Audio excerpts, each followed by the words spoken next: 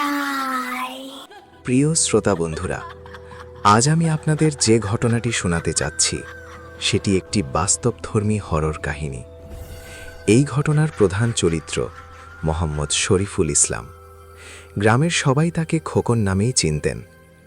ঘটনার সময় তার বয়স ছিল ৩৯ বছর। পেশায় তিনি ছিলেন বাংলাদেশ পল্লী বিদ্যুৎ সমিতির একজন লাইন পরিদর্শক।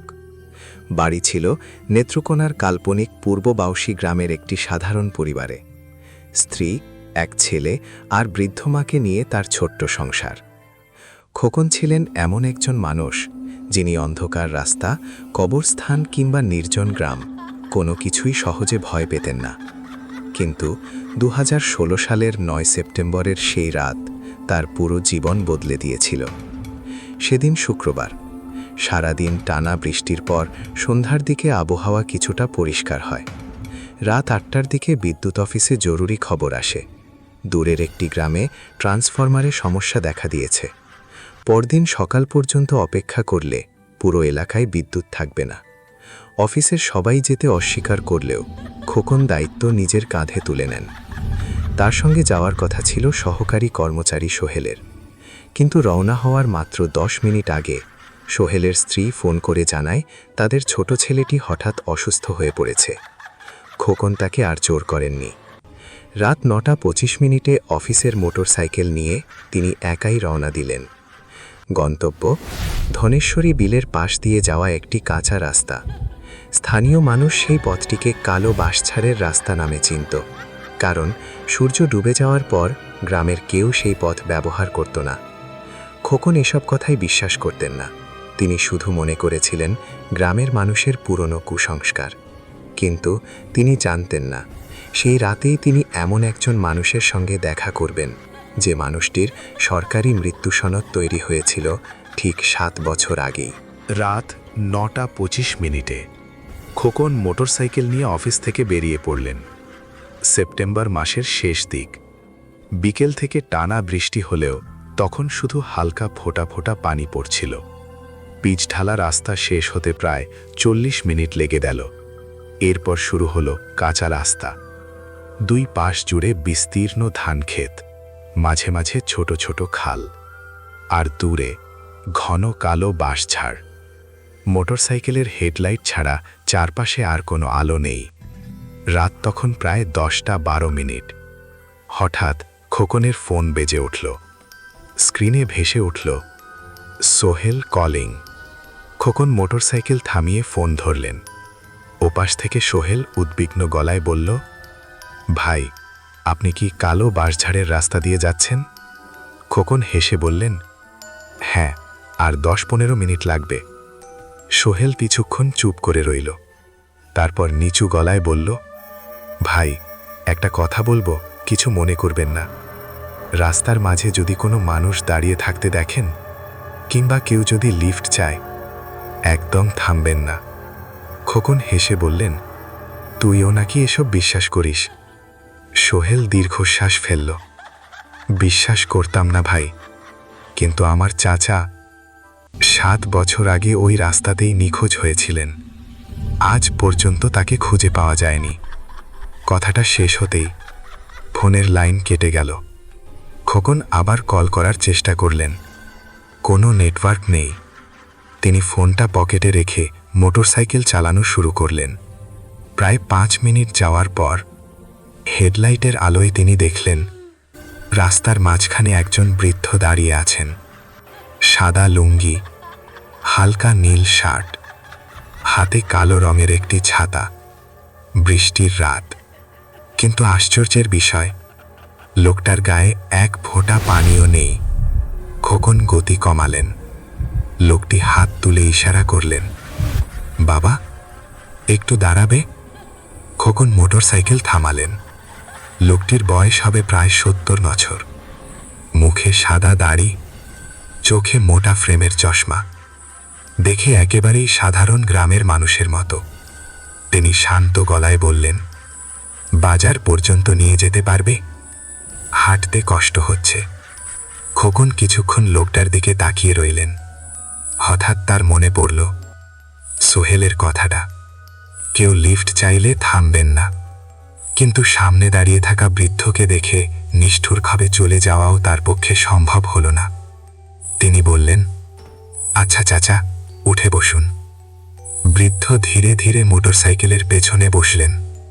অদ্ভুত একটা ঠান্ডা অনুভূতি ছড়িয়ে পড়ল। মনে হলো পেছনে কোনো মানুষ নয়, বরফের একটা বড় টুকরো বসেছে। খোকন মোটরসাইকেল চালানো শুরু করলেন। 2 মিনিট, 3 মিনিট, কেউ কোনো কথা বলছে না। হঠাৎ বৃদ্ধ নিজেই বললেন, বাবা, তুমি কি নতুন? খোকন উত্তর দিলেন, জি। এই এলাকায় খুব একটা আসা হয় না। বৃদ্ধ আস্তে হেসে বললেন, তাই বুঝি? তা না হলে তুমি আমাকে মোটরসাইকেলে তুলতে না। কথাটা শুনে খোকনের বুকের ভেতরটা হালকা কেঁপে উঠল। তিনি কিছু বলার আগেই মোটরসাইকেলের রিয়ার ভিউ মিরারে চোখ পড়ল, আর সেই মুহূর্তে তার 2 হাত শক্ত হয়ে গেল। মিরারে তিনি নিজের মুখ দেখতে পাচ্ছেন, দেখতে পাচ্ছেন রাস্তা, দেখতে পাচ্ছেন হেডলাইটের আলো, কিন্তু মোটরসাইকেলের পেছনের সিটটা একেবারে খালি, কেউ বসে নেই। তাহলে যার কণ্ঠ তিনি এতক্ষণ ধরে শুনছেন, সে কে? আর ঠিক তখনই তার ডান কানের কাছে খুব ধীরে একটি ঠান্ডা নিঃশ্বাস এসে লাগলো। খোকনের ডান কানের পাশে ঠান্ডা নিঃশ্বাসটা পড়তেই তার পুরো শরীর কেঁপে উঠল। তিনি হঠাৎ ব্রেক কষে মোটরসাইকেল থামিয়ে দিলেন। বুক ধরফর করছে। সাহস করে ধীরে ধীরে পেছনে তাকালেন। বৃদ্ধ তখনও মোটরসাইকেলের সিটে বসে আছেন, মুখে হালকা হাসি, যেন কিছুই হয়নি। খোকন আবার রিয়ার ভিউ মিরারের দিকে তাকালেন। এবারও একই দৃশ্য, সিট সম্পূর্ণ খালি, কোনো মানুষের ছায়াও নেই। তিনি চোখ দুটো কয়েকবার মুছে আবার তাকালেন। না, একই জিনিস। বাস্তবে বৃদ্ধ আছেন, কিন্তু আয়নায় তার কোনো প্রতিচ্ছবি নেই। খোকনের বুকের ভেতরটা কেমন যেন ভারী হয়ে গেল। তিনি নিজেকে বোঝানোর চেষ্টা করলেন, হয়তো বৃষ্টির কারণে আয়নায় ঠিকমতো দেখা যাচ্ছে না। এর বেশি আর কিছু ভাবলেন না। আবার মোটরসাইকেল চালাতে শুরু করলেন। কিছু দূর যাওয়ার পর বৃদ্ধ নিজেই কথা বললেন, বাবা, তোমার নাম কি? শরীফুল ইসলাম। সবাই খোকন বলে ডাকে। বৃদ্ধ কয়েক সেকেন্ড চুপ থেকে বললেন, ভালো মানুষ মনে হচ্ছে, কিন্তু ভালো মানুষের কপালই বেশি খারাপ হয়। কথাটা শুনে খোকনের অস্বস্তি আরও বাড়ল। তিনি বিষয়টা পাল্টাতে বললেন, চাচা, আপনার বাড়ি কোথায়? বৃদ্ধ রাস্তার ডান পাশের অন্ধকারের দিকে আঙুল তুলে বললেন, এই গ্রামের শেষ মাথায়, অনেক বছর আগে ওখানেই থাকতাম। খোকন অবাক হয়ে জিজ্ঞেস করলেন, থাকতাম মানে? বৃদ্ধ হালকা হেসে বললেন, সবাই তো একদিন চলে যায় বাবা, আমিও গেছি। কথাটা শুনে খোকনের হাত কেঁপে উঠল। ঠিক তখনই মোটরসাইকেলের ইঞ্জিন নিজে থেকেই বন্ধ হয়ে গেল। চারপাশে গভীর নীরবতা, হেডলাইটও নিভে গেছে। ঘন অন্ধকারে কিছুই দেখা যাচ্ছে না। খোকন বারবার স্টার্ট দেওয়ার চেষ্টা করলেন, কিন্তু ইঞ্জিন চালু হলো না। বৃদ্ধ শান্ত গলায় বললেন, ভয় পেও না, আর একটু সামনে গেলেই আলো দেখতে পাবে। কিন্তু সামনে তো কিছুই দেখা যাচ্ছে না। ঠিক সেই সময় দূরে একটি হারিকেনের আলো দেখা গেল। আলোটা ধীরে ধীরে তাদের দিকেই এগিয়ে আসছে। খোকন স্বস্তির নিঃশ্বাস ফেললেন। মনে হলো হয়তো গ্রামের কেউ আসছে। কিন্তু আলোটা যত কাছে আসতে লাগলো, ততই স্পষ্ট হলো হারিকেনটা বাতাসে ঝুলে আছে, কেউ ধরে নেই। তবুও সেটা ধীরে ধীরে এগিয়ে আসছে। খোকনের গলা শুকিয়ে গেল। তিনি পাশে তাকিয়ে বৃদ্ধকে কিছু বলতে যাবেন, ঠিক তখনই দেখলেন মোটরসাইকেলের পেছনের সিটটা খালি। বৃদ্ধ নেই। কখন নেমেছেন, কোথায় গেলেন, কিছুই বোঝা গেল না। আর সেই মুহূর্তে পেছনের বাঁশঝাড়ের দিক থেকে একজন মানুষের আতঙ্কিত চিৎকার ভেসে এলো, খোকন ভাই, পালান, ও আপনাকে বাড়ি পৌঁছে দিতে আসেনি। হঠাৎ ভেসে আসা চিৎকারে খোকনের বুক থক করে উঠল। তিনি টর্চ জ্বালিয়ে শব্দের দিকে আলো ফেললেন। বাঁশঝাড়ের আড়াল থেকে একজন যুবক দৌড়ে বেরিয়ে এলো। হাঁপাচ্ছে, মুখে কাদা লেগে আছে। বয়স 30-32-এর বেশি নয়। সে কাছে এসেই বলল, ভাই, এক মুহূর্ত এখানে দাঁড়াবেন না, চলুন আগে রাস্তা থেকে সরে যাই। খোকন অবাক হয়ে জিজ্ঞেস করলেন, আপনি কে? লোকটি বলল, আমার নাম রবিউল, আমি পাশের খয়ের ডাঙ্গা গ্রামের মানুষ, আমি সব দেখেছি। খোকন চারদিকে তাকালেন, কি দেখেছেন? রবিউল কাপা গলায় বলল, আপনি যাকে মোটরসাইকেলে তুলেছিলেন, আপনি কি তাকে চেনেন? না, উনি লিফট চেয়েছিলেন। রবিউল গভীর নিঃশ্বাস নিয়ে বলল, ভাই, এই রাস্তায় ওই বৃদ্ধকে আমি ছোটবেলা থেকেই দেখে আসছি, কিন্তু তিনি বেঁচে নেই। খোকন বিরক্ত হয়ে বললেন, এসব বাজে কথা বাদ দিন, আমি তো নিজের চোখে দেখলাম উনি আমার পেছনে বসেছিলেন। রবিউল মাথা নাড়ল। হ্যাঁ, আপনি দেখেছেন, কিন্তু আমি দূর থেকে আরেকটা জিনিস দেখেছি। আপনার মোটরসাইকেলের পেছনে কোনো বৃদ্ধ বসেছিল না। খোকন থমকে গেলেন। রবিউল আবার বলল, আপনার পেছনে বসেছিল একটা কালো ছায়া, যার মাথাটা মানুষের মতো, কিন্তু শরীরটা ছিল কুয়াশার মতো। খোকনের শরীর দিয়ে ঠান্ডা স্রোত বয়ে গেল। তিনি কিছু বলার আগেই মোবাইল ফোনে নেটওয়ার্ক ফিরে এলো। সঙ্গে সঙ্গে একটি মেসেজ ঢুকল অফিস থেকে।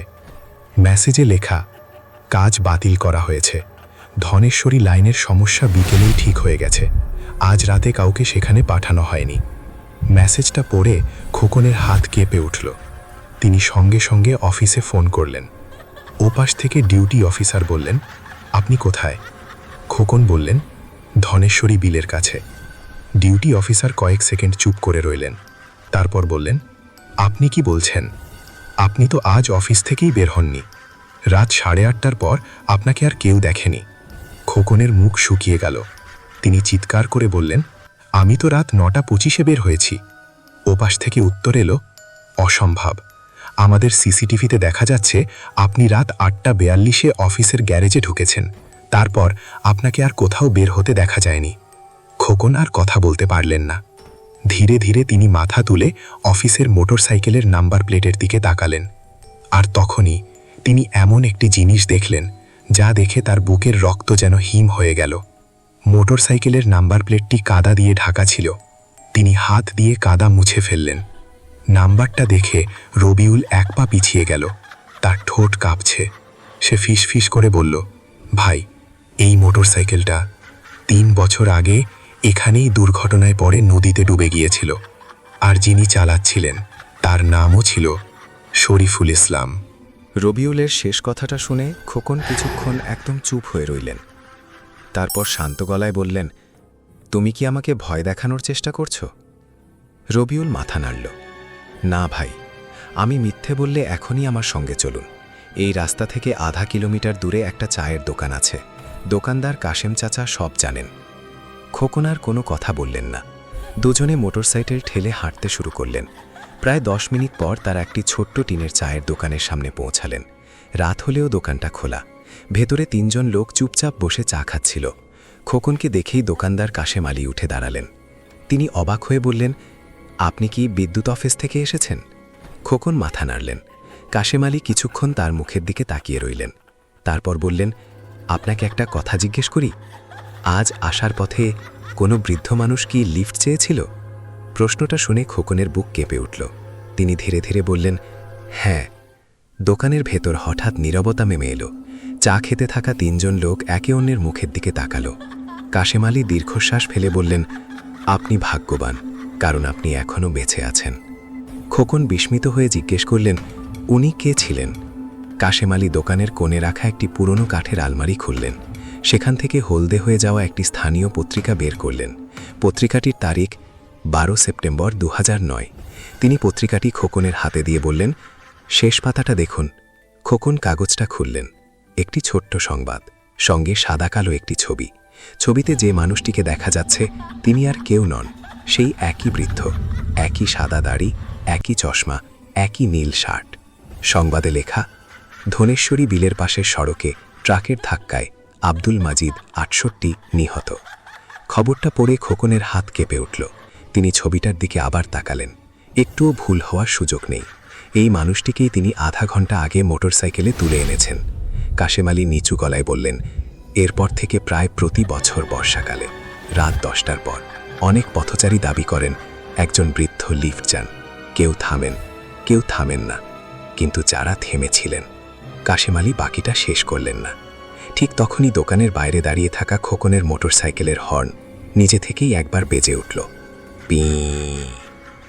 দোকানের ভেতরে বসে থাকা সবাই একসঙ্গে বাইরে তাকালো। মোটরসাইকেলের পাশে বৃষ্টির অন্ধকারে একজন বৃদ্ধ মানুষ নিঃশব্দে দাঁড়িয়ে আছেন।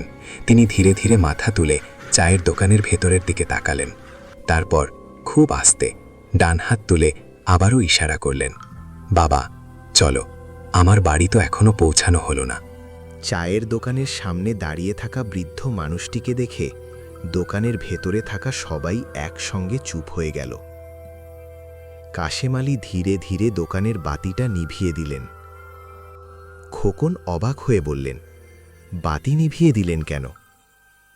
কাশেম আলী খুব নিচু গলায় বললেন, ও যদি বুঝতে পারে আমরা ওকে দেখেছি, তাহলে আজ রাতটা আমাদের কারোর জন্য ভালো যাবে না। দোকানের ভেতর অন্ধকার, শুধু বৃষ্টির শব্দ আর দূরে ব্যাঙের ডাক। প্রায় 1 মিনিট কেউ কোনো কথা বলল না। তারপর কাশেম আলী আস্তে করে দরজার ফাঁক দিয়ে বাইরে তাকালেন।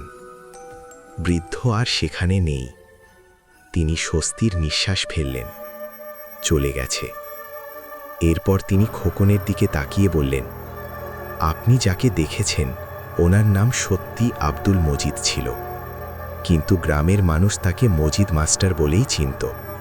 প্রাথমিক বিদ্যালয়ের শিক্ষক ছিলেন, খুব সৎ মানুষ, সবাই সম্মান করত। রবিউল বলল, তাহলে মানুষটা মারা যাওয়ার পরও? কাশেম আলী কথা কেটে দিয়ে বললেন, সেটাই তো রহস্য। দুর্ঘটনার দিনও তিনি ঠিক এভাবেই একজনের মোটরসাইকেলে লিফট নিয়েছিলেন। খোকন অবাক হয়ে জিজ্ঞেস করলেন, মানে? কাশেম আলী ধীরে ধীরে বলতে শুরু করলেন, 2009 সালের 11 সেপ্টেম্বর রাতে মজিদ মাস্টার বাজার থেকে ফিরছিলেন। বৃষ্টি হচ্ছিল। একজন মোটরসাইকেল আরোহী তাকে বাড়ি পৌঁছে দেওয়ার কথা বলে তুলে নেয়, কিন্তু তারা বাড়ি পর্যন্ত পৌঁছাতে পারেনি। ধনেশ্বরী বিলের বাঁকের কাছে একটি বালুবাহী ট্রাক মোটরসাইকেলটিকে ধাক্কা দেয়। ঘটনাস্থলেই দুজনের মৃত্যু হয়। পরদিন সকালে পুলিশ এসে লাশ উদ্ধার করে।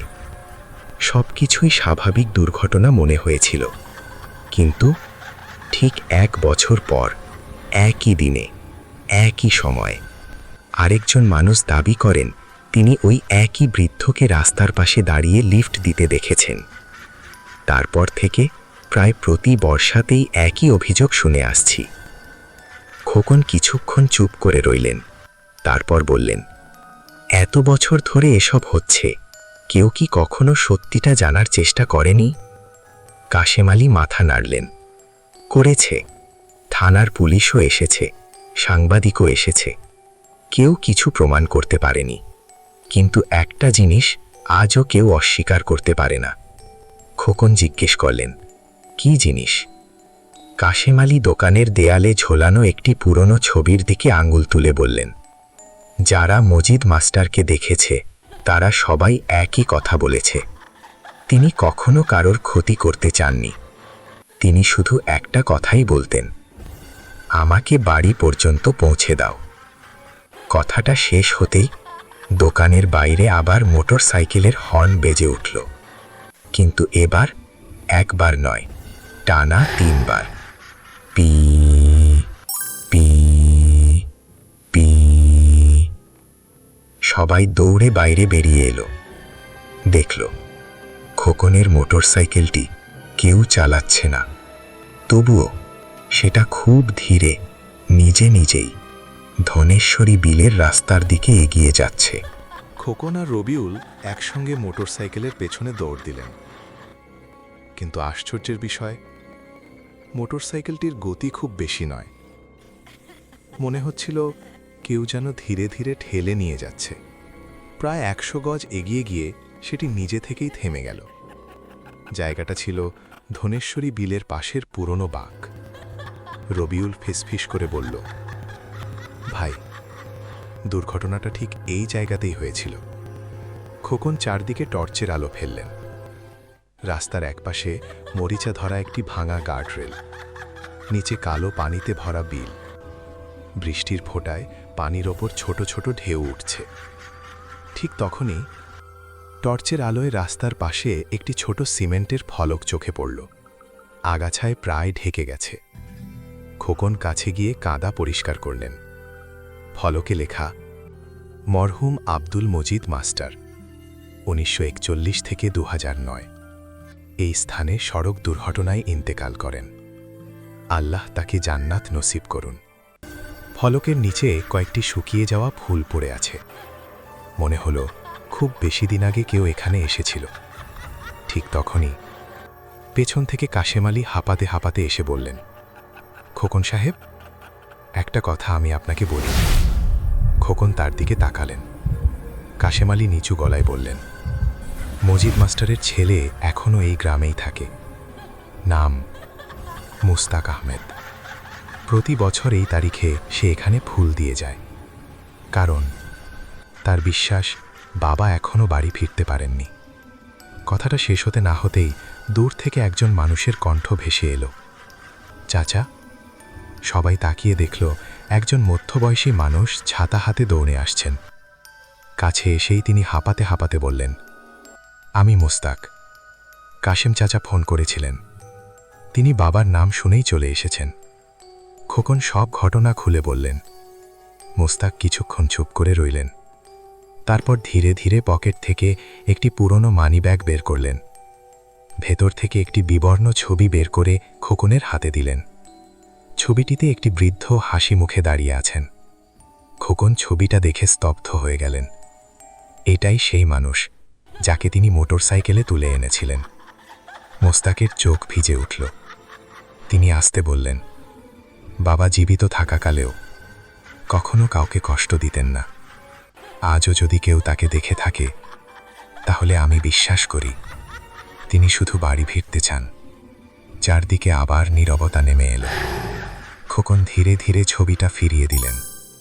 তারপর শেষবারের মতো সেই সিমেন্টের ফলকের দিকে তাকালেন। বৃষ্টির পানিতে ফলকের লেখা ঝাপসা হয়ে যাচ্ছে। তিনি মনে মনে দোয়া পড়লেন। সেই রাতের পর খোকন আর কোনোদিন ধনেশ্বরী বিলের সেই রাস্তা দিয়ে একা যাননি। তবে কয়েক মাস পরে অফিসের কাজে আবার সেই এলাকায় যেতে হয়েছিল। তখন তিনি জানতে পারেন, বর্ষার রাতে ওই রাস্তায় এখন আর কেউ লিফট চাইতে দাঁড়ায় না। কিন্তু আজও মাঝে মধ্যে পথচারীরা দাবি করেন, গভীর রাতে ধনেশ্বরী বিলের বাঁকের কাছে একজন বৃদ্ধ মানুষ দাঁড়িয়ে থাকেন। কেউ কাছে গেলে তিনি শুধু একটি কথাই বলেন, বাবা, আমাকে বাড়ি পর্যন্ত পৌঁছে দেবে। সেই প্রশ্নের উত্তর আজও কেউ নিশ্চিতভাবে দিতে পারেনি। কিন্তু সেই রাতের কথা মনে পড়লেই খোকনের শরীর আজও শিউরে ওঠে। প্রথম ঘটনার সমাপ্তি। প্রিয় শ্রোতা বন্ধুরা, এবার যে ঘটনাটি শুনবেন সেটিও একটি বাস্তবধর্মী হরর কাহিনী। তবে এইবারের ঘটনাটি ঘটেছিল একটি বহু বছরের পুরনো জমিদার বাড়িকে ঘিরে। প্রিয় শ্রোতা বন্ধুরা, এবার আমি আপনাদের যে ঘটনাটি শোনাতে যাচ্ছি সেটিও একটি বাস্তবধর্মী হরর কাহিনী। ঘটনাটি ঘটেছিল 2018 সালের 21 ডিসেম্বর, শুক্রবার। প্রধান চরিত্রের নাম মেহেদী হাসান, বয়স 24 বছর। তিনি কুমিল্লার একটি বেসরকারি বিশ্ববিদ্যালয়ের শেষ বর্ষের শিক্ষার্থী ছিলেন। পাশাপাশি বন্ধুদের নিয়ে ইউটিউবের জন্য পুরনো ও ঐতিহাসিক স্থান নিয়ে তথ্যভিত্তিক ভিডিও তৈরি করতেন। মেহেদীর সঙ্গে সেদিন আরও 3 জন ছিলেন। Rakib Hossain, cameraman; Sayem, drone operator; Arif, sound recordist. 4 জনই বহু পুরনো জায়গায় ভিডিও করলেও কখনো কোনো অস্বাভাবিক ঘটনার মুখোমুখি হননি। সেদিন তাদের গন্তব্য ছিল কুমিল্লা জেলার দেবিদ্বার উপজেলার একটি কাল্পনিক গ্রাম চর মহেশপুর। গ্রামটির শেষ প্রান্তে প্রায় 120 বছর পুরনো একটি জমিদার বাড়ি ছিল। বাড়িটির প্রকৃত মালিকের পরিবার বহু বছর আগেই এলাকা ছেড়ে চলে যায়। তারপর থেকে বাড়িটি পরিত্যক্ত। দিনের বেলায় মাঝে মাঝে কিছু মানুষ গরু চড়াতে বা কাঠ কাটতে সেখানে যেত। কিন্তু সূর্য ডুবে যাওয়ার পর গ্রামের কেউ আর বাড়িটির আশপাশে যেত না। বিকেল 4টের দিকে 4 বন্ধু একটি মাইক্রোবাসে করে গ্রামে পৌঁছায়। গ্রামের প্রবেশমুখে ছোট্ট একটি চায়ের দোকান। সেখানে গাড়ি থামিয়ে তারা চা খেতে বসে। দোকানদারের নাম ছিল আব্দুস সাত্তার, বয়স প্রায় 65। মেহেদী হেসে বললেন, চাচা, জমিদার বাড়িটার রাস্তা কোন দিকে? প্রশ্নটা শুনেই দোকানের ভেতরে বসে থাকা কয়েকজন গ্রামের মানুষ একে অপরের মুখের দিকে তাকালো। কেউ কোনো কথা বলল না। কিছুক্ষণ পর সাত্তার চাচা ধীরে ধীরে বললেন, আপনারা কি ভিডিও করতে এসেছেন? জি। রাতেও থাকবেন নাকি? মেহেদি হেসে বললেন, হ্যাঁ, রাতের পরিবেশও ধারণ করব। এই কথা শুনে দোকানের কোণে বসে থাকা একজন বৃদ্ধ চা নামিয়ে রেখে উঠে দাঁড়ালেন। তিনি কাছে এসে বললেন, বাবারা, ভিডিও করেন, ছবি তোলেন, কিন্তু সন্ধ্যার আগেই ফিরে যান। মেহেদি বিনয়ের সঙ্গে জিজ্ঞেস করলেন, কেন চাচা? বৃদ্ধ একটু চুপ করে থেকে বললেন, ভূতের গল্প আমি বলছি না। আমি শুধু এটুকু বলছি, গত 12 বছরে ওই বাড়ির ভেতর থেকে 3 জন মানুষ নিখোঁজ হয়েছে। আজ পর্যন্ত একজনকেও পাওয়া যায়নি। রাকিব মুচকি হেসে বলল, থানায় মামলা হয়নি? বৃদ্ধ সঙ্গে সঙ্গে উত্তর দিলেন, হয়েছিল, পুলিশও এসেছিল, কিন্তু বাড়ির ভেতরে এমন কোনো প্রমাণ পাওয়া যায়নি যেটা দিয়ে বোঝা যাবে মানুষগুলো কোথায় গেল। দোকানদার সাত্তার চাচা এবার কাউন্টারের নিচ থেকে একটি পুরনো খবরের কাগজ বের করলেন, পাতাটা ভাঁজ করা। তিনি সেটি মেহেদির হাতে দিয়ে বললেন, বিশ্বাস না হলে এটা পড়ে দেখেন। মেহেদি খবরের কাগজ খুললেন। স্থানীয় একটি দৈনিক। তারিখ 17 আগস্ট 2014। শিরোনামটি পড়ে 4 জনই কিছুক্ষণ চুপ হয়ে গেল। পরিত্যক্ত জমিদার বাড়িতে প্রবেশের পর কলেজ ছাত্র নিখোঁজ, 4 দিনেও মেলেনি কোনো সন্ধান। মেহেদি খবরটা শেষ পর্যন্ত পড়লেন, তারপর কাগজটা ভাঁজ করে সাত্তার চাচার হাতে ফিরিয়ে দিলেন। হালকা হেসে বললেন, চাচা, আমরা রাত 12টার আগেই কাজ শেষ করে চলে যাব। বৃদ্ধ আর কিছু বললেন না, শুধু বিদায় নেওয়ার আগে একটি কথা বললেন, বাবারা, যদি বাড়ির ভেতরে কোনো পুরনো ঘড়ির টিকটিক শব্দ শুনতে পাও, তখন সময় দেখার চেষ্টা করো না, সরাসরি বাড়ি থেকে বের হয়ে আসবে। 4 বন্ধু একে অপরের দিকে তাকিয়ে হেসে উঠল। তাদের কাছে কথাগুলো ছিল নিছক গ্রামের মানুষের কুসংস্কার, কিন্তু সন্ধ্যা নামার মাত্র 1 ঘন্টা পর তারা বুঝতে পারবে সাত্তার চাচা কেন ওই কথাটা বলেছিলেন। বিকেল 5:15। 4 বন্ধু জমিদার বাড়ির সামনে পৌঁছল। দূর থেকেই বোঝা যাচ্ছিল একসময় বাড়িটি কতটা বিলাসবহুল ছিল। প্রায় 15 ফুট উঁচু প্রধান ফটক, ভাঙা সিংহের মূর্তি, লতাপতায় ঢেকে যাওয়া লাল ইটের দেওয়াল, চারদিকে বিশাল আম, কাঁঠাল আর শিরীষ গাছ। বাড়ির ভেতরে ঢুকতেই রাকিব ক্যামেরা চালু করল। মেহেদি ক্যামেরার সামনে দাঁড়িয়ে বললেন, আমরা এখন চর মহেশপুরের শতবর্ষী জমিদার বাড়িতে আছি। স্থানীয়দের দাবি, এই বাড়িতে কয়েকজন মানুষ নিখোঁজ হয়েছিলেন। আজ আমরা পুরো বাড়িটা ঘুরে দেখব। ভিডিও ধারণ করতে করতে তারা বাড়ির প্রতিটি ঘর দেখতে লাগলো। কোথাও পুরনো কাঠের আলমারি, কোথাও ভাঙা পালঙ্ক, কোথাও দেওয়ালে ঝুলে থাকা ছেঁড়া ছবি। সবকিছুতেই বহু বছরের অবহেলার ছাপ। সায়েম ড্রোন উড়িয়ে বাড়ির ওপর থেকে কিছু দৃশ্য ধারণ করল। সবকিছুই স্বাভাবিক, কোনো অস্বাভাবিক কিছু চোখে পড়ল না। সন্ধ্যা 6টার দিকে তারা বাড়ির পেছনের উঠানে গেল। সেখানে একটি পুরনো কূপ, কূপের চারপাশে শ্যাওদা জমে আছে। পাশেই একটি ছোট মন্দিরের ধ্বংসাবশেষ, আর একটু দূরে একটি শুকিয়ে যাওয়া পুকুর। রাকিব কূপের ভেতরে টর্চের আলো ফেলতেই বলল, মনে হচ্ছে অনেক গভীর। ঠিক তখনই আরিফ বলল, তোরা কি কোনো শব্দ শুনছিস? সবাই চুপ করে দাঁড়িয়ে রইল। দূরে পাখির ডাক, গাছের পাতায় বাতাসের শব্দ, এর বাইরে আর কিছু নেই। মেহেদি বলল, কি শব্দ? আরিফ ধীরে বলল, মনে হলো কেউ যেন বাড়ির ভেতরে হাঁটছে। রাকিব হেসে বলল, হয়তো বিড়াল। বিষয়টা আর কেউ গুরুত্ব দিল না, কিন্তু বাড়ির মূল ভবনে ফিরে আসতেই তারা প্রথম অদ্ভুত জিনিসটা লক্ষ্য করল। প্রধান দরজার পাশে ধুলো জমেছিল। সেই ধুলোর ওপর স্পষ্ট জুতোর ছাপ। মেহেদি হাঁটু গেড়ে বসে ছাপগুলো দেখলেন। ছাপগুলো একেবারে নতুন, মনে হচ্ছে আজকেই কেউ এখানে হেঁটেছে। তিনি রাকিবকে জিজ্ঞেস করলেন, তুই কি আগে এদিকে এসেছিলি? রাকিব সঙ্গে সঙ্গে মাথা নাড়ল, না। আরিফও বলল, আমরা তো সবাই একসঙ্গেই ছিলাম। 4 জন একে অপরের মুখের দিকে তাকালো। বাড়িতে ঢোকার সময় এমন কোনো ছাপ ছিল না, এটা সবাই নিশ্চিত। মেহেদী চারদিকে টর্চের আলো ফেললেন, কেউ নেই। হঠাৎ উপরতলার একটি জানালা ধপ করে বন্ধ হয়ে গেল। সবাই চমকে উঠল। রাকিব বলল, হাওয়ায় হয়েছে। মেহেদীও তাই ভাবলেন, কিন্তু তার চোখ পড়ল জানালার দিকে।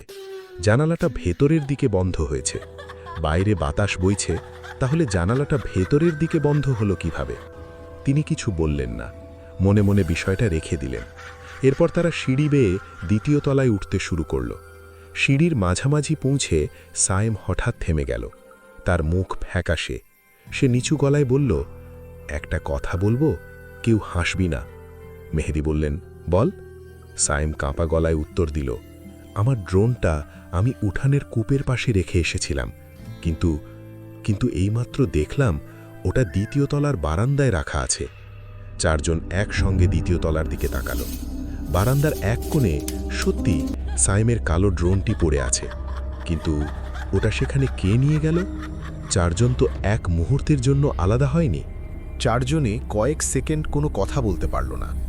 সায়েম ধীরে ধীরে বারান্দার দিকে এগিয়ে গেল। মেহেদী তাকে থামিয়ে বললেন, 1 মিনিট, আগে নিশ্চিত হই এটা সত্যি তো ড্রোন কিনা। রাকিব ক্যামেরার জুম বাড়িয়ে দিল। ড্রোনটির সামনের ডান পাশে সাদা স্টিকার লাগানো ছিল। স্টিকারে লেখা S03। সায়েম ফিসফিস করে বলল, এটাই আমার, আমি নিজেই এই স্টিকার লাগিয়েছিলাম। মেহেদী চারদিকে ভালো করে তাকালেন। দ্বিতীয় তলার বারান্দা ধুলোয় ভর্তি। যদি কেউ ড্রোনটা এনে রেখে যায় তাহলে নিশ্চয়ই পায়ের ছাপ থাকবে, কিন্তু পুরো বারান্দায় একটিও নতুন পদচিহ্ন নেই, শুধু বহু বছরের পুরনো ধুলো। রাকিব ক্যামেরা নামিয়ে বলল, আমার মনে হচ্ছে আমরা কেউ হয়তো ভুলে ওপরে নিয়ে এসেছি। সায়েম সঙ্গে সঙ্গে মাথা নাড়ল, অসম্ভব, ড্রোনের ব্যাগ এখনও নিচে কূপের পাশেই আছে। চারজন নিচে নেমে গেল। সত্যি, ড্রোনের কালো ব্যাগটি কূপের পাশেই পড়ে আছে। ভেতরে অতিরিক্ত ব্যাটারি, চার্জার, রিমোট সবকিছু রয়েছে, শুধু ড্রোনটি নেই। এবার বিষয়টি আর হালকাভাবে নেওয়ার সুযোগ রইল না। মেহেদী বললেন, হয়তো আমাদের সঙ্গে কেউ মজা করছে। তিনি জোরে ডাক দিলেন, কেউ আছেন? আমরা ভিডিও করছি, লুকিয়ে থাকবেন না। পুরো বাড়িতে তার কণ্ঠ প্রতিধ্বনিত হল, কিন্তু কোনো উত্তর এলো না। ঠিক তখন আরিফ নিচু হয়ে মেঝে থেকে একটি জিনিস তুলে নিল, একটি ছোট পিতলের চাবি। চাবির সঙ্গে মরিচা ধরা গোল ট্যাগ, ট্যাগে স্পষ্ট খোদাই করা ঘর নং 7। রাকিব অবাক হয়ে বলল, এখানে আবার ঘর নম্বর লেখা ছিল নাকি? মেহেদী সঙ্গে সঙ্গে বাড়ির প্রতিটি দরজার দিকে খেয়াল করলেন। সত্যি, কয়েকটি দরজার উপর এখনও বিবর্ণ রঙে সংখ্যা লেখা আছে, 1, 2, 3, তারপর করিডোরের একেবারে শেষ মাথায় 7 নম্বর ঘর। কিন্তু অদ্ভুত বিষয় হল, সেই দরজাটি একমাত্র তালাবদ্ধ। তালায় এত মরিচা জমেছে, মনে হচ্ছে বহু বছর কেউ খোলেনি। আরিফ হাতে ধরা চাবিটার দিকে তাকিয়ে বলল, চাবিটা যদি এই ঘরেরই হয়? মেহেদী কয়েক মুহূর্ত চুপ করে রইলেন। তারপর বললেন, ক্যামেরা চালু রাখ, যাই হোক সব রেকর্ড হবে। রাকিব ক্যামেরার লাল রেকর্ডিং লাইট জ্বালিয়ে দিল। সায়েম আলো ধরল। আরিফ ধীরে ধীরে চাবিটা তালায় ঢুকালো। সবাই ভেবেছিল এত পুরনো তালায় চাবি ঢুকবে না, কিন্তু চাবিটি একদম সহজেই ভেতরে ঢুকে গেল। আর একবার ঘোরাতেই টক, তালাটা খুলে গেল। চারজন একে অপরের দিকে তাকালো। মেহেদী গভীর শ্বাস নিয়ে ধীরে ধীরে দরজাটা ঠেলে খুললেন। ভেতরে ঘন অন্ধকার, বাতাসে পুরনো কাঠ আর স্যাঁতস্যাঁতে কাগজের গন্ধ। টর্চের আলো ফেলতেই দেখা গেল ঘরের মাঝখানে একটি কাঠের টেবিল, তার ওপর ধুলো জমা মোটা একটি খাতা, পাশে একটি পুরনো দেওয়াল ঘড়ি। ঘড়িটি বহু বছর ধরে বন্ধ। কিন্তু চারজন ঘরের ভেতরে পা রাখার ঠিক সেই মুহূর্তে কোনো ব্যাটারি ছাড়াই, কোনো মানুষ ছাড়াই দেওয়াল ঘড়িটি নিজে থেকেই চলতে শুরু করল। Tick tick tick. শব্দটা শুনেই মেহেদীর মুখের রং বদলে গেল। হঠাৎ তার মনে পড়ে গেল চায়ের দোকানে সাত্তার চাচার বিদায়ের সময় বলা কথাটি, যদি বাড়ির ভেতরে পুরনো ঘড়ির টিকটিক শব্দ শুনতে পাও, তখন সময় দেখার চেষ্টা করো না। ঘড়ির টিক টিক টিক শব্দে ঘরের ভেতরের পরিবেশ মুহূর্তেই ভারী হয়ে উঠল। চারজনই কয়েক সেকেন্ড স্থির দাঁড়িয়ে রইল। মেহেদীর মনে পড়ে গেল সাত্তার চাচার শেষ কথাটা, ঘড়ির টিকটিক শব্দ শুনলে সময় দেখার চেষ্টা করো না। তিনি সঙ্গে সঙ্গে বললেন, কেউ ঘড়িটার দিকে তাকাবি না। রাকিব অবাক হয়ে জিজ্ঞেস করল, কেন? পরে বলবো, আগে ঘরটা দেখি। ক্যামেরা চলছিল, সাউন্ড রেকর্ডারও চালু ছিল। ঘরটা খুব বড় নয়, একপাশে 3টি কাঠের আলমারি, আরেক পাশে একটি ভাঙা খাট। দেয়ালের প্লাস্টার খসে পড়ে ইট বেরিয়ে এসেছে। কিন্তু আশ্চর্যের বিষয়, ঘরের মাঝখানের টেবিলটি তুলনামূলকভাবে পরিষ্কার। মনে হচ্ছিল খুব বেশি দিন আগে কেউ এখানকার ধুলো মুছে গেছে। মেহেদী ধীরে ধীরে টেবিলের উপর রাখা মোটা খাতাটি হাতে নিলেন। চামড়ার মলাট, প্রায় খুলে যাবার অবস্থা। প্রথম পাতায় কালি দিয়ে লেখা অতিথি নিবন্ধন খাতা, নিচে মহেশপুর জমিদার বাড়ি, আরও নিচে একটি সাল 1958। রাকিব বিস্মিত হয়ে বলল, জমিদার বাড়িতে অতিথিদের নাম লেখা হতো নাকি? মেহেদী পাতাগুলো উল্টাতে লাগলেন। প্রথম কয়েকটি পাতায় বিভিন্ন মানুষের নাম, কেউ কুমিল্লা থেকে, কেউ ব্রাহ্মণবাড়িয়া থেকে, কেউ আবার কলকাতা থেকে এসেছিলেন। সবই স্বাভাবিক, কিন্তু খাতার শেষের দিকের পাতায় এসে তিনি থেমে গেলেন। একটি মাত্র নাম, মোটা কালো কালিতে লেখা, সোহেল রানা।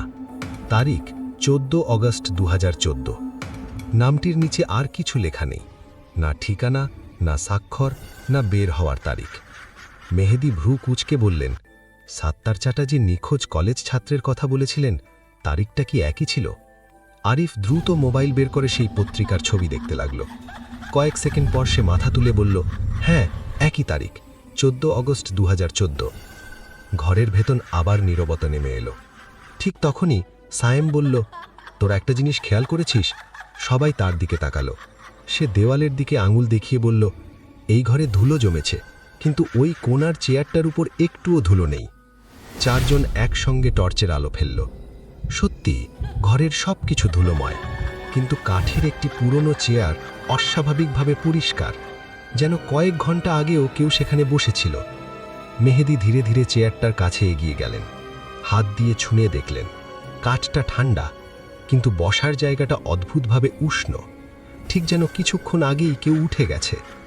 মেহেদী কাউকে কিছু বললেন না, তিনি শুধু রাকিবকে ইশারা করলেন, সব রেকর্ড কর। ঠিক তখনই নিচতলা থেকে একটি শব্দ ভেসে এলো, ধাপ ধাপ ধাপ। মনে হলো ভারী বুট জুতো পরে কেউ ধীরে ধীরে সিঁড়ি বেয়ে উপরে উঠছে। চারজন নিঃশ্বাস বন্ধ করে দরজার দিকে তাকিয়ে রইল। শব্দটা ক্রমশ কাছে আসছে, ধাপ ধাপ ধাপ। মেহেদী সাহস করে দরজার বাইরে টর্চের আলো ফেললেন। লম্বা করিডোর, ভাঙা জানালা, উড়ে আসা শুকনো পাতা, কিন্তু সেখানে কোনো মানুষ নেই। তবুও শব্দটা থামছে না, বরং মনে হচ্ছে ঠিক দরজার ওপাশেই এসে থেমেছে। এরপর কেউ যেন খুব আস্তে দরজায় 3 বার নক করল, ঠক ঠক ঠক। ঘড়ির টিক টিক টিক শব্দে ঘরের ভেতরের পরিবেশ মুহূর্তেই ভারী হয়ে উঠল। চারজনই কয়েক সেকেন্ড স্থির দাঁড়িয়ে রইল। মেহেদীর মনে পড়ে গেল সাত্তার চাচার শেষ কথাটা, ঘড়ির টিক টিক শব্দ শুনলে সময় দেখার চেষ্টা করো না। তিনি সঙ্গে সঙ্গে বললেন, কেউ ঘড়িটার দিকে তাকাবি না। রাকিব অবাক হয়ে জিজ্ঞেস করল, কেন? পরে বলবো, আগে ঘরটা দেখি। ক্যামেরা চলছিল, সাউন্ড রেকর্ডারও চালু ছিল। ঘরটা খুব বড় নয়, একপাশে 3টি কাঠের আলমারি, আরেক পাশে একটি ভাঙা খাট। দেয়ালের প্লাস্টার খসে পড়ে ইট বেরিয়ে এসেছে। কিন্তু আশ্চর্যের বিষয়, ঘরের মাঝখানের টেবিলটি তুলনামূলকভাবে পরিষ্কার। মনে হচ্ছিল খুব বেশি দিন আগে কেউ এখানকার ধুলো মুছে গেছে। মেহেদী ধীরে ধীরে টেবিলের উপর রাখা মোটা খাতাটি হাতে নিলেন। চামড়ার মলাট, প্রায় খুলে যাবার অবস্থা। প্রথম পাতায় কালি দিয়ে লেখা অতিথি নিবন্ধন খাতা, নিচে মহেশপুর জমিদার বাড়ি, আরও নিচে একটি সাল 1958। রাকিব বিস্মিত হয়ে বলল, জমিদার বাড়িতে অতিথিদের নাম লেখা হতো নাকি? মেহেদী পাতাগুলো উল্টাতে লাগলেন। প্রথম কয়েকটি পাতায় বিভিন্ন মানুষের নাম, কেউ কুমিল্লা থেকে, কেউ ব্রাহ্মণবাড়িয়া থেকে, কেউ আবার কলকাতা থেকে এসেছিলেন। সবই স্বাভাবিক, কিন্তু খাতার শেষের দিকের পাতায় এসে তিনি থেমে গেলেন। একটি মাত্র নাম, মোটা কালো কালিতে লেখা, সোহেল রানা। তারিখ 14 অগস্ট 2014। নামটির নিচে আর কিছু লেখা নেই, না ঠিকানা, না স্বাক্ষর, না বের হওয়ার তারিখ। মেহেদী ভ্রু কুঁচকে বললেন, সাত্তার চ্যাটার্জি নিখোঁজ কলেজ ছাত্রের কথা বলেছিলেন, তারিখটা কি একই ছিল? আরিফ দ্রুত মোবাইল বের করে সেই পত্রিকার ছবি দেখতে লাগল। কয়েক সেকেন্ড পর সে মাথা তুলে বলল, হ্যাঁ, একই তারিখ, 14 অগস্ট 2014। ঘরের ভেতর আবার নীরবতা নেমে এলো। ঠিক তখনই সায়েম বলল, তোরা একটা জিনিস খেয়াল করেছিস? সবাই তার দিকে তাকালো। সে দেওয়ালের দিকে আঙুল দেখিয়ে বলল, এই ঘরে ধুলো জমেছে, কিন্তু ওই কোণার চেয়ারটার উপর একটুও ধুলো নেই। চারজন একসঙ্গে টর্চের আলো ফেলল। সত্যি ঘরের সব কিছু ধুলোময়, কিন্তু কাঠের একটি পুরনো চেয়ার অস্বাভাবিকভাবে পরিষ্কার, যেন কয়েক ঘন্টা আগেও কেউ সেখানে বসেছিল। মেহেদী ধীরে ধীরে চেয়ারটার কাছে এগিয়ে গেলেন। হাত দিয়ে ছুঁয়ে দেখলেন, কাঠটা ঠান্ডা, কিন্তু বসার জায়গাটা অদ্ভুতভাবে উষ্ণ, ঠিক যেন কিছুক্ষণ আগেই কেউ উঠে গেছে।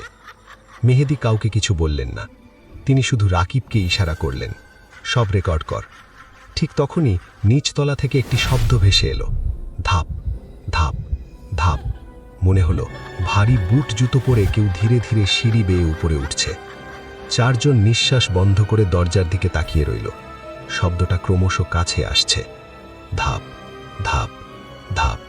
মেহেদী সাহস করে দরজার বাইরে টর্চের আলো ফেললেন। লম্বা করিডোর, ভাঙা জানালা, উড়ে আসা শুকনো পাতা, কিন্তু সেখানে কোনো মানুষ নেই। তবুও শব্দটা থামছে না, বরং মনে হচ্ছে ঠিক দরজার ওপাশেই এসে থেমেছে। এরপর কেউ যেন খুব আস্তে দরজায় 3 বার নক করল, ঠক ঠক ঠক। এসআই মাহবুবুর রহমানের কথা শেষ হতেই চারজনের মুখের হাসি মিলিয়ে গেল। মেহেদী শান্ত গলায় বললেন, স্যার, আমরা চাইলে এখনই বের হয়ে যেতে পারি। এসআই মাহবুব কিছুক্ষণ চুপ করে থেকে বললেন, সেটাই সবচেয়ে নিরাপদ সিদ্ধান্ত। তবে আপনারা যদি সত্যিই ডকুমেন্টারি বানাতে চান, তাহলে আগে কিছু তথ্য জানা দরকার। তিনি গাড়ি থেকে একটি পুরনো ফাইল এনে মেহেদীর হাতে দিলেন। ফাইলের ওপর লেখা, চর মহেশপুর পরিত্যক্ত জমিদার বাড়ি, সাধারণ ডায়েরি ও অনুসন্ধান নথি সংকলিত কপি। মেহেদী ফাইল খুললেন। ভেতরে 3টি পৃথক ঘটনার সংক্ষিপ্ত বিবরণ। প্রথম ঘটনা, 2011 সাল। 2 জন কলেজ ছাত্র দিনের বেলা ছবি তুলতে এসেছিল। বিকেলে একজন বেরিয়ে আসে, অন্যজনকে আর খুঁজে পাওয়া যায়নি। দ্বিতীয় ঘটনা, 2014। একজন বিশ্ববিদ্যালয় শিক্ষার্থী একাই ভিডিও ধারণ করতে এসেছিলেন। তার মোটরসাইকেল, ক্যামেরা ও ব্যাগ বাড়ির সামনের উঠোনে পাওয়া যায়। মানুষটিকে আর পাওয়া যায়নি। তৃতীয় ঘটনা, 2017 সাল। স্থানীয় এক কাঠ ব্যবসায়ী বাড়ির ভেতর পুরনো দরজা খুলে নেওয়ার জন্য ঢুকেছিলেন। তার শ্রমিকরা বাইরে অপেক্ষা করছিল। প্রায় 20 মিনিট পর তারা ভেতরে গিয়ে দেখে লোকটির ব্যবহৃত টর্চ মেঝেতে পড়ে আছে, কিন্তু মানুষটি নেই। এসআই মাহবুব বললেন, 3টি ঘটনার তদন্ত হয়েছে। 3 বারই বাড়ির প্রতিটি ঘর, কূপ, পুকুর, আশপাশের বাগান তল্লাশি করা হয়েছে। কোনো অপরাধের প্রমাণ পাওয়া যায়নি। তাই শেষ পর্যন্ত সব মামলাই অমীমাংসিত থেকে যায়। রাকিব ধীরে ধীরে বলল, স্যার, আপনি নিজে কখনো এই বাড়ির ভেতরে এসেছেন? মাহবুব হালকা হেসে বললেন, 2 বার, 2 বারই দিনের বেলা। আর একটা জিনিস আমি নিজের চোখে দেখেছি। 4 জনই তার দিকে তাকালো। কি দেখেছেন? তিনি উত্তর দিলেন, এই বাড়ির নকশা কাগজে যেমন আছে, বাস্তবে সবসময় তেমন থাকে না। মেহেদী ভ্রু কুঁচকে বললেন, মানে? মাহবুব ব্যাগ থেকে জমিদার বাড়ির একটি পুরনো নকশার কপি বের করলেন। এই দেখুন, এখানে মোট 6টি কক্ষ দেখানো আছে।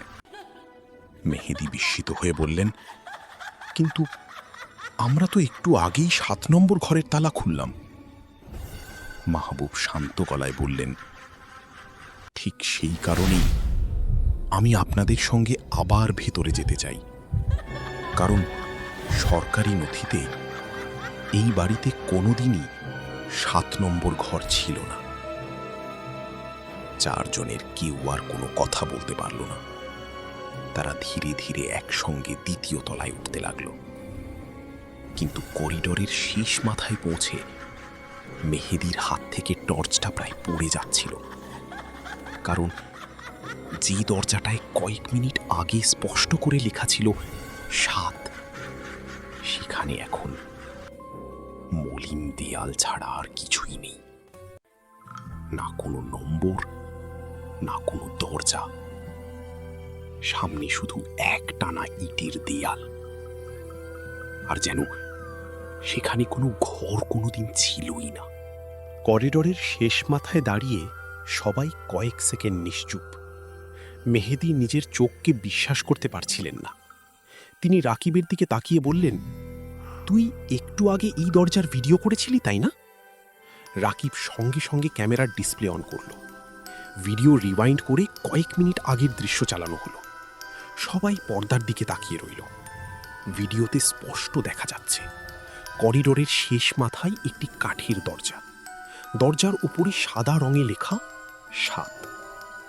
আরিফ ফিসফিস করে বলল, মানে ভিডিওতে দরজা আছে কিন্তু এখন নেই।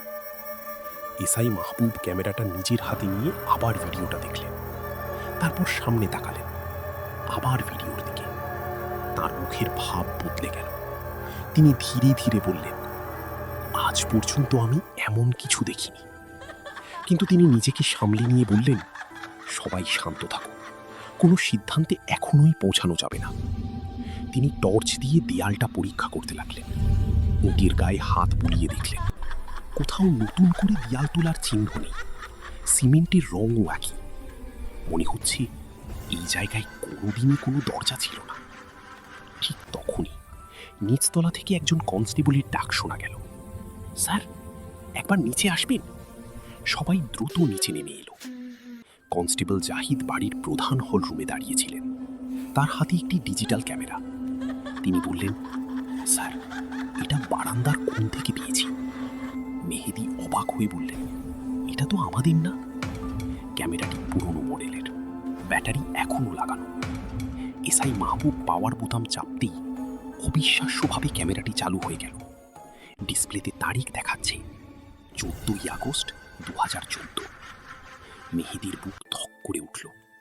এটাই সেই তারিখ যেদিন কলেজ ছাত্র নিখোঁজ হয়েছিল। মাহবুব ক্যামেরার ছবিগুলো দেখতে শুরু করলেন। প্রথম কয়েকটি ছবি জমিদার বাড়ির বাইরের অংশ, উঠান, ভাঙা, সব স্বাভাবিক। তারপর একটি ছবিতে এসে তিনি থেমে গেলেন। ছবিটি তোলা হয়েছে 2য় তলার করিডোরে। ছবির একেবারে শেষ মাথায় স্পষ্ট দেখা যাচ্ছে 7 নম্বর দরজা। কিন্তু আরও একটি বিষয় সবার চোখে পড়ল। দরজার সামনে একজন যুবক দাঁড়িয়ে আছে, তার হাতে ক্যামেরার ট্রাইপড, মুখে হালকা হাসি। এসআই মাহবুব ছবিটি জুম করলেন, তারপর ধীরে ধীরে বললেন, এই ছেলেটাই 2014 সালে নিখোঁজ হওয়া বিশ্ববিদ্যালয় শিক্ষার্থী। ঘরের ভিতর হঠাৎ নীরবতা নেমে এলো। মেহেদী ধীরে ধীরে জিজ্ঞেস করলেন, এর পরের ছবি? মাহবুব পরের ছবিতে গেলেন। সবাই নিঃশ্বাস বন্ধ করে পর্দার দিকে তাকিয়ে রইল। কিন্তু পরের ছবিটা সম্পূর্ণ কালো, শুধু মাঝখানে অস্পষ্ট সাদা দাগ, আর নিচের কোণায় ক্যামেরার সময় লেখা 18টা 43টা 21। আর তার ঠিক পরের ছবিতে কোনো মানুষ নেই, দরজাও নেই। একই জায়গায় শুধু ফাঁকা ইটের দেয়াল, ঠিক যেমনটা তারা এখন নিজেদের চোখে দেখছে। এসআই মাহবুব আস্তে করে ক্যামেরাটা বন্ধ করলেন। তারপর প্রথমবারের মতো তার কণ্ঠে উদ্বেগ শোনা গেল। তিনি বললেন, আমরা এখনই এই বাড়ি ছেড়ে বের হব। আজকের রাতের জন্য এইটুকুই যথেষ্ট। কিন্তু ঠিক সেই মুহূর্তে রাকিব কাঁপা গলায় বলল, স্যার, আমরা 5 জন না। সবাই একসঙ্গে তার দিকে তাকালো। রাকিব ধীরে ধীরে ক্যামেরার লাইভ স্ক্রিনটা ঘুরিয়ে দেখালো। স্ক্রিনে দেখা যাচ্ছে মেহেদী, সাইম, আরিফ এসআই মাহবুব, কনস্টেবল জাহিদ আর তাদের ঠিক পিছনে দেয়ালের গায়ে হেলান দিয়ে নিঃশব্দে দাঁড়িয়ে আছে আরও একজন মানুষ। রাকিবের কাঁপা গলায় বলা শেষ কথাটা শুনে সবাই একসঙ্গে ক্যামেরার স্ক্রিনের দিকে তাকালো। স্ক্রিনে সত্যিই 6 জন মানুষ দেখা যাচ্ছে, কিন্তু বাস্তবে সেখানে ছিল মাত্র 5 জন। মেহেদী দ্রুত ঘুরে দাঁড়ালেন। পিছনে কেউ নেই, খালি হলরুম। ভাঙা জানালা দিয়ে ঠান্ডা বাতাস ঢুকছে। এসআই মাহবুব শান্ত থাকার চেষ্টা করলেন। তিনি বললেন, ক্যামেরাটা আমাকে দিন। তিনি নিজে লাইভ ভিউ দেখলেন, তারপর বাস্তবের দিকে তাকালেন। আবার স্ক্রিনে। তার মুখের ভাব বদলে গেল, কিন্তু অভিজ্ঞ পুলিশ অফিসারের মতোই নিজেকে সামলে নিলেন। তিনি বললেন, এখনই সবাই বাড়ির বাইরে চলুন। কেউ দৌড়াবেন না, কেউ আলাদা হবেন না। সবাই ধীরে ধীরে প্রধান দরজার দিকে এগিয়ে যেতে লাগল। ঠিক তখনই হলরুমের এক কোণে রাখা একটি কাঠের আলমারি ভেতর থেকে ঠক ঠক শব্দ করতে শুরু করল। মনে হচ্ছিল কেউ ভেতর থেকে ধীরে ধীরে দরজায় চাপ দিচ্ছে। আরিফ থেমে গেল। স্যার, ভেতরে কি কেউ আছে? এসআই মাহবুব উত্তর দিলেন, হতে পারে, আগে দেখিনি। তিনি সতর্কভাবে আলমারির দরজা খুললেন। ভেতরে কোনো মানুষ নেই, কিন্তু নিচের তাকে একটি টিনের বাক্স রাখা। বাক্সটির ওপর মোটা ধুলো, তবে তালাটা একেবারে নতুন। মনে হচ্ছে খুব বেশি দিন আগে লাগানো হয়েছে। মাহবুব কনস্টেবল জাহিদকে বললেন, তালাটা ভাঙো। 2 মিনিটের চেষ্টায় তালা খুলে গেল। ভেতরে কিছু পুরনো কাগজ, একটি ডায়েরি আর একটি কাপড়ে মোড়ানো ফাইল। ডায়েরির প্রথম পাতা আর একটি কাপড়ে মোড়ানো ফাইল। ডায়েরির প্রথম পাতায় লেখা অমরেশ চৌধুরী, নিচে তত্ত্বাবধায়ক মহেশপুর জমিদার বাড়ি, তারিখ 1978। মেহেদী ডায়েরির কয়েকটি পৃষ্ঠা উল্টালেন। বেশিরভাগই বাড়ির রক্ষণাবেক্ষণের হিসাব, কিন্তু শেষের দিকে এসে লেখার ধরন বদলে গেছে। হাতের লেখা কাঁপা, কিছু জায়গায় কালি ছড়িয়ে আছে। একটি পাতায় বড় অক্ষরে লেখা, বাড়িটা অভিশপ্ত নয়, কিন্তু যারা রাত কাটাতে আসে তারা নিজেরাই হারিয়ে যায়, কারণ তারা নিষিদ্ধ ঘর খুঁজতে থাকে। আরেকটি পাতায় লেখা, এই বাড়িতে 7 নম্বর কোনো ঘর নেই, তবুও কিছু মানুষ সেই ঘর দেখতে পায়। আমি নিজেও একবার দেখেছিলাম। পরদিন সকালে সেখানে শুধু দেয়াল ছিল। মেহেদী আর মাহবুব একে অপরের দিকে তাকালেন। এবার প্রথমবারের মতো রহস্যটা কেবল গুজব মনে হলো না, কারণ একই কথা 1978 সালের ডায়েরিতে লেখা। আর আজ তারা নিজের চোখেও একই ঘটনা দেখেছে। এসআই মাহবুব ডায়েরিটা ব্যাগে রাখলেন। তিনি বললেন, এটা থানায় নিয়ে যেতে হবে। ঠিক তখনই বাইরে দাঁড়িয়ে থাকা পুলিশের পিকআপের ড্রাইভার দৌড়ে ভেতরে ঢুকলেন। তিনি হাঁপাতে হাঁপাতে বললেন, স্যার, একটা সমস্যা হয়েছে। গাড়ির সব চাকা ঠিক আছে, ইঞ্জিনও স্টার্ট নিচ্ছে, কিন্তু গাড়িটা 1 ইঞ্চিও সামনে যাচ্ছে না। সবাই দ্রুত বাইরে বেরিয়ে এলো। গাড়ি সত্যিই স্টার্ট অবস্থায় আছে, ইঞ্জিন চলছে, কিন্তু অ্যাক্সেলারেটর চাপলেও গাড়ি নড়ছে না। এসআই মাহবুব নিজে চালকের আসনে বসলেন। 2-3 বার চেষ্টা করলেন, একই অবস্থা। ঠিক তখন গ্রামের দিক থেকে কয়েকটি টর্চের আলো এগিয়ে আসতে দেখা গেল। সাত্তার চাচা সহ কয়েকজন গ্রামবাসী এসেছে। তারা কাছে এসেই বলল, আপনারা এখনো বের হতে পারেননি? মাহবুব অবাক হয়ে বললেন, আপনারা জানলেন কিভাবে? সাত্তার চাচা শান্ত গলায় উত্তর দিলেন, রাত 8টার পর এই বাড়িতে যে ঢোকে সে সহজে বের হতে পারে না। তারপর তিনি মেহেদীর চোখের দিকে তাকিয়ে ধীরে ধীরে বললেন, বাবা, তোমরা কি 7 নম্বর ঘরটা দেখেছ? সাত্তার চাচার প্রশ্ন শুনে মেহেদী ধীরে ধীরে মাথা নাড়লেন। জি, আমরা দেখেছি। কথাটা শুনেই বৃদ্ধ দীর্ঘশ্বাস ফেললেন। তারপর এসআই মাহবুবের দিকে তাকিয়ে বললেন, স্যার, আমি ছোটবেলা থেকেই এই বাড়ির গল্প শুনে বড় হয়েছি। আমার দাদাও এই জমিদার বাড়িতে কাজ করতেন।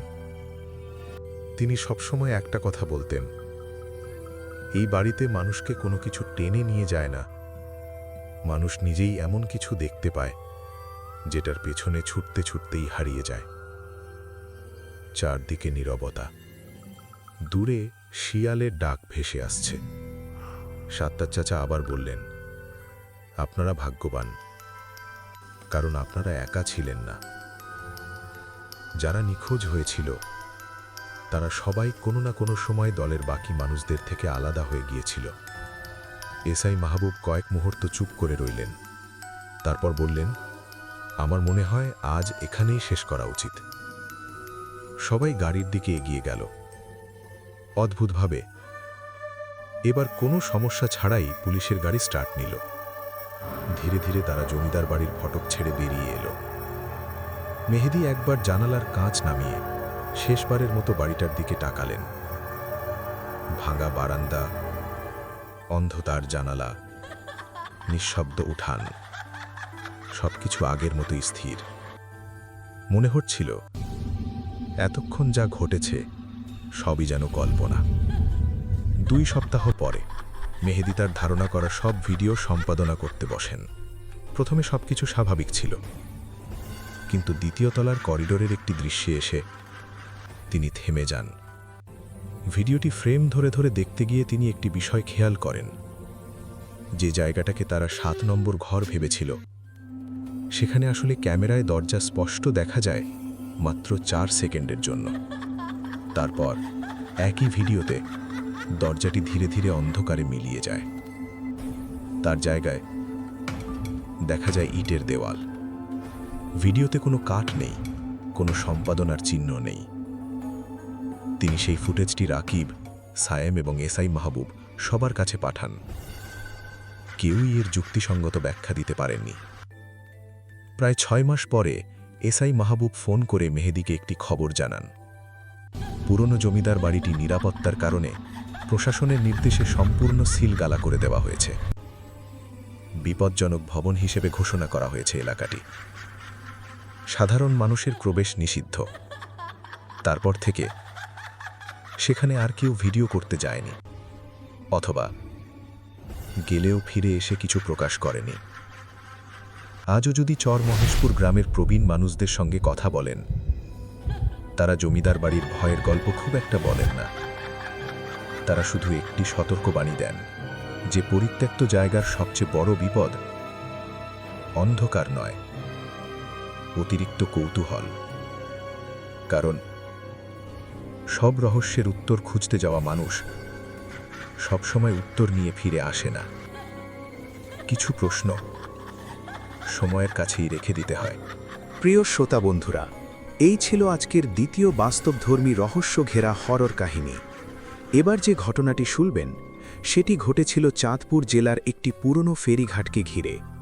সেখানে মাঝরাতে এক ট্রলার চালক, এক মাদ্রাসা শিক্ষক এবং এক পুলিশ সদস্য একই রাতে এমন একটি ঘটনার সাক্ষী হয়েছিলেন যার ব্যাখ্যা তারা জীবনের শেষ দিন পর্যন্ত দিতে পারেননি।